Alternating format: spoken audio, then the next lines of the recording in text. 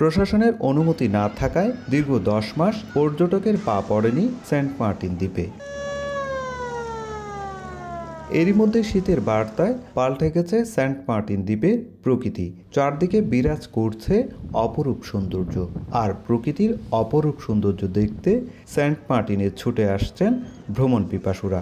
Saint মার্টিনে এখন রাত যাপনের অনুমতি থাকায় কক্সবাজার থেকে 6 ঘন্টা জাহাজে চড়ে দ্বীপে পা পড়তেই ক্লান্তি ভুলে মুগ্ধতায় ছুটছেন পর্যটকরা। সেন্ট মার্টিন বাজার এলাকা ঘাটে পর্যটকবাহী জাহাজ ভিড়তেই প্রাণ ফিরেছে দ্বীপে। ভ্যান চালক থেকে শুরু করে রেস্তোরাঁ ও হোটেল মোটেলগুলোতে শুরু হয় সুখের ব্যস্ততা। এদিকে পর্যটকদের ভ্রমণে রয়েছে 12টি নির্দেশনা।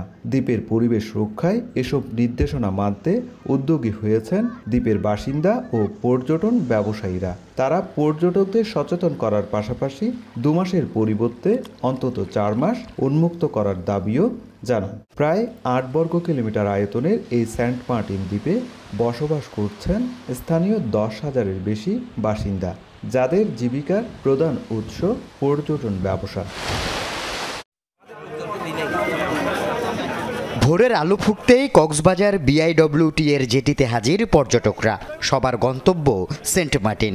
এরপর সকাল 7:15টায় প্রায় 1100 জন পর্যটক নিয়ে সেন্ট মার্টিনের উদ্দেশ্যে শুরু করে 3টি জাহাজ। 6 ঘন্টার এই ভ্রমণে পর্যটকরা মেতে ওঠেন আনন্দে। দীর্ঘ 10 মাস বন্ধ থাকার পর কক্সবাজার থেকে সেন্ট মার্টিন রুটে জাহাজ চলাচল শুরু হওয়ায় খুশি পর্যটকরা। কেউ যাচ্ছে আনন্দ ভ্রমণে, কেউ স্টাডি ট্যুর বা গবেষণার কাজে।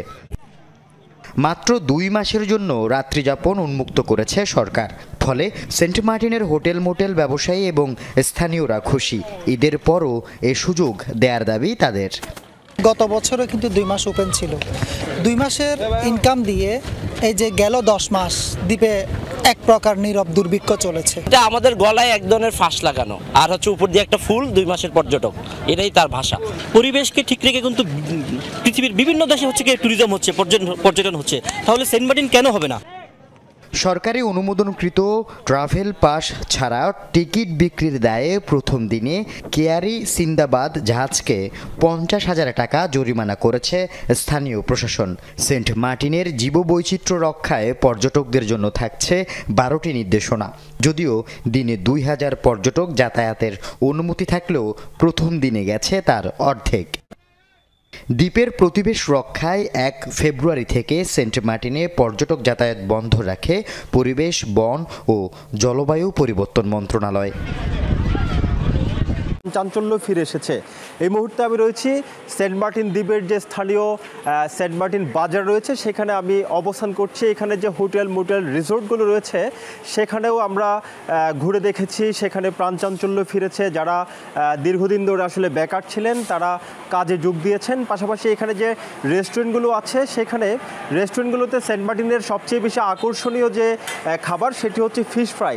বিভিন্ন ধরনের সামুদ্রিক মাছের ফিশ ফ্রাইয়ের এখানে পর্ষা সাজিয়ে বসা হয়েছে। আমরা দেখতে পাচ্ছি এখানে পর্যটকরা এসে দরদাম করছেন এবং পছন্দের মাছটিকে পছন্দ করে আসলে ফ্রাই করার জন্য অর্ডার দিচ্ছেন। সে ধরনের প্রেক্ষাপট এখানে আমরা দেখতে পাচ্ছি।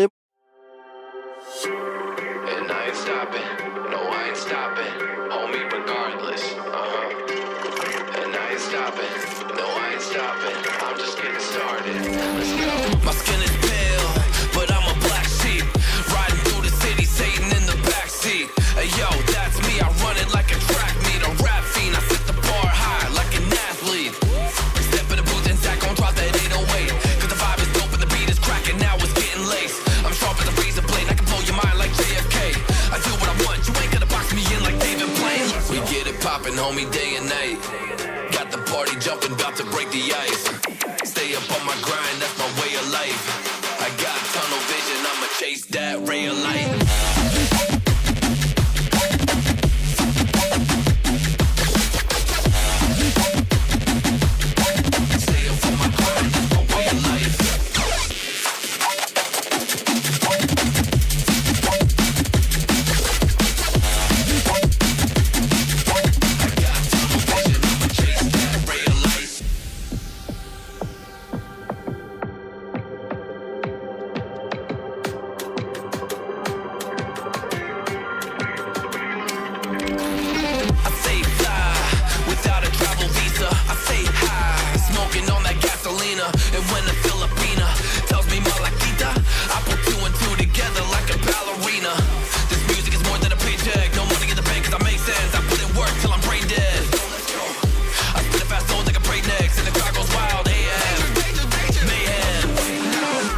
it poppin', homie, day and night. Got the party jumping, about to break the ice.